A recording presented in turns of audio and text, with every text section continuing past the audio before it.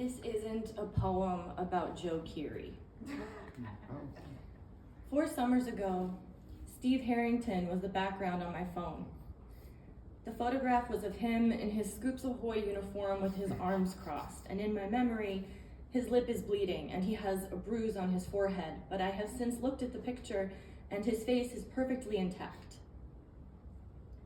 And maybe this flaw in my recollection, this error of memory, has something to do with my obsession with the boy who plays him. Man, he's a man. But I feel so like a girl when I think of him that I guess I insist on him being a boy with a bruise and a bloody lip. Joe Keery is in a band, of course, because my entirely unoriginal obsession with a celebrity stranger would not be complete without a beautiful, bruised, bloody boy in a band. He likes cake, not the food. I mean, maybe the food, but the band, cake.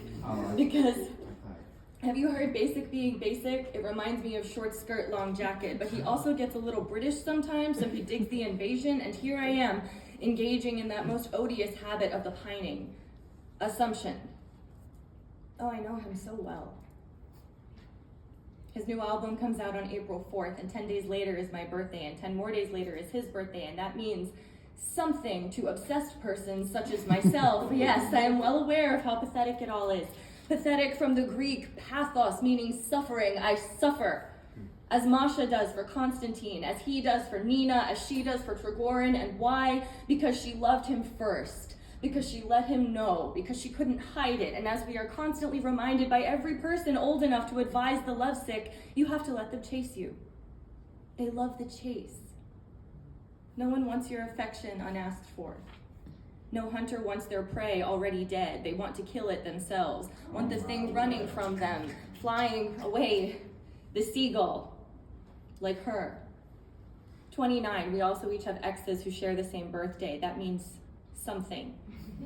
The people who have brought themselves to tears coming over Joe Keery, people like me, people like Masha and Constantine and Nina, people who just can't keep their eyes and hearts off of the brilliant, beautiful, bruised, bleeding. And isn't it tragic? Isn't it Chekhov's Moonlight on Broken Glass? This isn't a poem about Joe Keery, or the way he reminds me of Bill Pullman in While You Were Sleeping, which takes place in Chicago. It isn't about him, or the man to whom I handed the same message that Nina leaves for Trigorin. Days and Nights, page 121, lines 11 and 12. If you ever have need of my life, then come and take it. This isn't about sacrifice. This isn't about agony. This isn't about tending to the wounds of bruised, bloody boys who only see you as the subject for a short story. It's about my own selfishness, like a serpent calling itself love.